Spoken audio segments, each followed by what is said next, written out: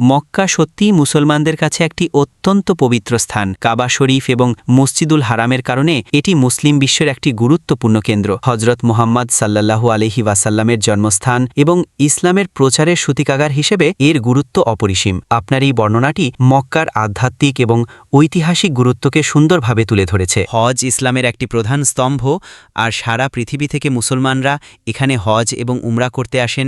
এটা এক অভূতপূর্ব ব্যাপার। হজরত ইব্রাহিম এবং হজরত ইসমাইল আলাইহিমের হাত। জি, একদম ঠিক বলেছেন।